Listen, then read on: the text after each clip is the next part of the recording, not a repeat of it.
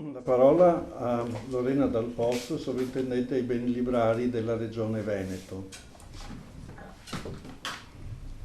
Buongiorno a tutti e grazie intanto alla Fondazione Levi per l'ospitalità gradita e anche per essersi assunta insieme alla Fondazione Nono gli oneri dell'organizzazione di questa giornata. Non voglio rubare molto tempo ai discorsi più nel vivo, ma dare conto del perché nel 2009 la Regione Veneto ha voluto iniziare questo progetto. Sostanzialmente nell'ambito dei propri compiti di tutela del patrimonio librario del Veneto. Sapete che dal 72 la Regione detiene questi compiti di soprintendenza limitatamente al settore dei beni librari, che ha cercato via via di rendere più consapevole, adottando degli strumenti consoni che siano di aiuto concreto più che di soltanto iniziative di autorizzazione, quindi una tutela che venga anche dal basso, dalla coscienza di ciascuno di noi che il patrimonio è tutto, ormai la nozione di bene comune fa parte delle nostre ultime conquiste culturali, quindi di lavorare tutti insieme in questo senso. La novità sta nel fatto che ci siamo mossi subito insieme ad altre istituzioni che condividono con noi questo onere, innanzitutto la Soprintendenza Archivistica. La dottoressa Terenzoni era appena arrivata a ricoprire a Venezia l'incarico, quindi abbiamo iniziato a lavorare, e qui sta l'altro elemento di novità, subito insieme su patrimonio librario e documentario, che nella vita degli artisti e i musicisti naturalmente per più forse di altri tipi di attività non vanno distinte, cioè la biblioteca, i manoscritti, i carteggi di un artista e di un musicista non sono cose che vanno scomposte, divise in base alle competenze o al modo di trattare scientificamente, ma fanno parte, esprimono organicamente l'attività artistica e anche il percorso umano di ogni artista. Insieme alla Soprintendenza Archivistica subito abbiamo trovato una sponda in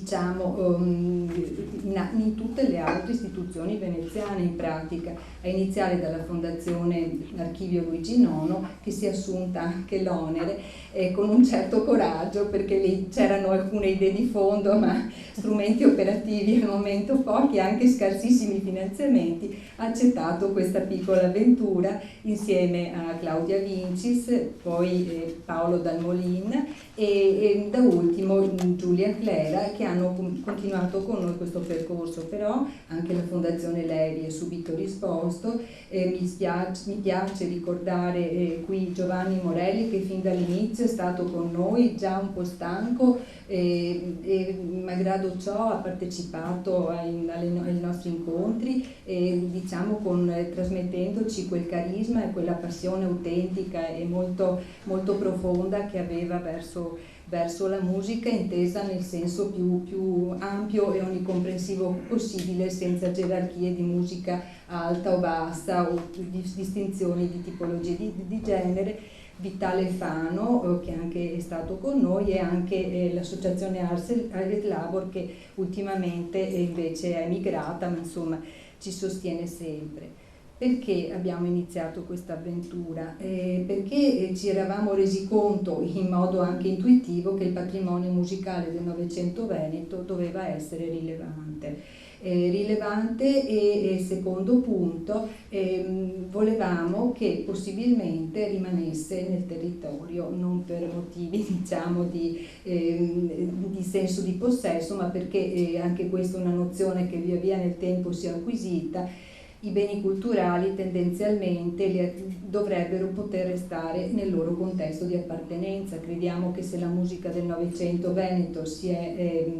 maturata qui, si è espressa qui, ci sia un legame forte col territorio, e questo nesso vada possibilmente e ragionevolmente mantenuto. Da ultimo sappiamo che il primo atto della tutela, anche questa è una nozione acquisita di cui il codice dei beni culturali dà conto, il primo atto di tutela dei beni è la loro identificazione, cioè se noi non sappiamo, non abbiamo coscienza che un oggetto è un bene e ha una valenza culturale, non lo tuteliamo. Quindi necessariamente per cose, naturalmente poi tra l'altro per qualcosa che è così vicino alla nostra esperienza, la prima cosa è riconoscerlo come tale e cercare di identificarlo e di mapparlo. Quindi il progetto inizialmente è nato proprio con questo intento, capire dove ci sono patrimoni che esprimono attività musicale del Novecento veneto. Nel corso della prima giornata di studi che dava conto dei primi esiti del progetto, tenutasi il 25 maggio presso l'archivio Luigi IX, diciamo che c'è stata una piccola esplosione del lavoro fatto. Insomma, io ho un ricordo, non so gli altri, entusiasmante di questa giornata, perché c'era tanti patrimoni e laddove, non solo laddove si immaginava esistessero, quindi le istituzioni qui presenti, tutti i conservatori veneti, ma anche in luoghi spesso inaspettati. Spesso fioriscono centri di studi come il centro Mizzolo, adesso qui Civitale Fano pomeriggio ne parlerà, oppure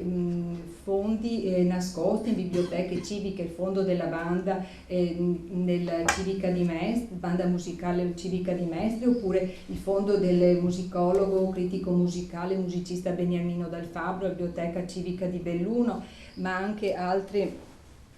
realtà interessantissime tuttora vitali come il Centro di Fonologia Computazionale di Padova, l'Istituto di Scienze e Tecnologie della Cognizione del CNR che conserva il fondo di Demetrio Stratos, quindi anche questo tipi di studi diciamo non prettamente accademici, ma anche etichette musicali come Krams che riunivano sperimentazioni non solo musicali che esprimono la cultura vivissima degli anni 70 che ha ancora diciamo degli esiti attuali.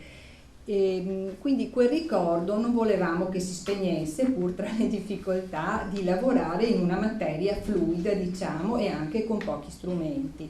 Inizialmente il rilevamento è cominciato anche per motivi di comodo, ma anche perché sapevamo che le emergenze erano tante con la provincia di Venezia. Successivamente, proprio anche per la vicinanza geografica, ma anche per la disponibilità riscontrata, diciamo, il censimento è proseguito con Padova, pomeriggio poi avremo di questo una panoramica, però c'è qualche incursione sul resto del territorio. Mi piace qui ricordare, non so se ci sia la persona, ma qualcuno comincia a segnalarci volontariamente di detenere fondi musicali, si autodichiara, diciamo,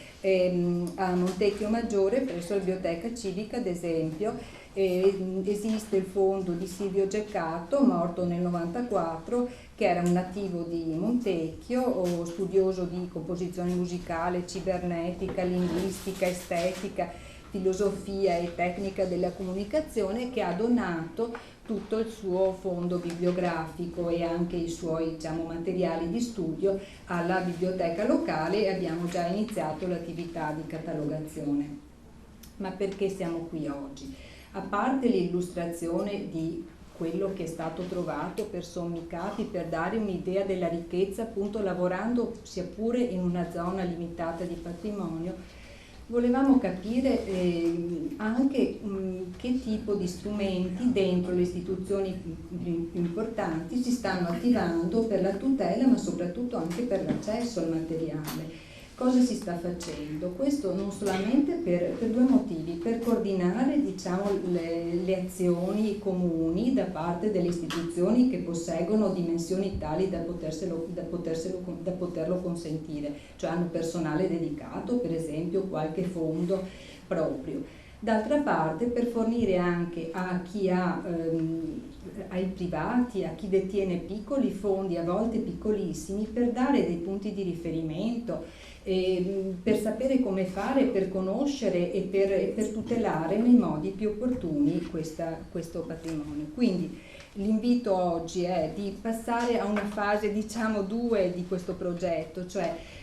sì, l'individuazione è la prima fase della tutela, ma ce ne sono anche altre, a parte la valorizzazione, quindi che strumenti possiamo attivare per migliorare tutto questo Io credo che la prima risposta è ovvia, cioè si parte dall'esistente, dagli strumenti che abbiamo già per le biblioteche. Non potremo prescindere dal Servizio Bibliotecario Nazionale, che però è uno strumento che si presta per alcune istituzioni importanti, cioè è un software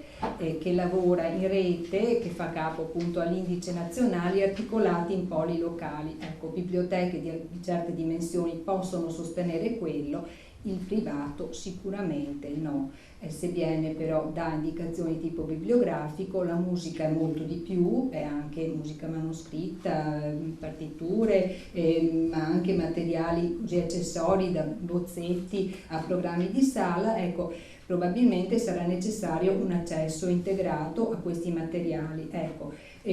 la mattinata penso possa essere dedicata proprio a capire cosa si sta facendo, e inviterei appunto tutti i presenti a farlo e aprire anche una discussione su quello che insieme potremo fare per migliorare la situazione. Un grazie particolare a Nuria Schoenberg Nono per aver condiviso non solo l'avventura dall'inizio ma anche gli oneri di questa giornata, Claudia Vincis e Giulia Clera, che anche materialmente hanno dato molto del loro impegno per la buona riuscita della giornata. Grazie.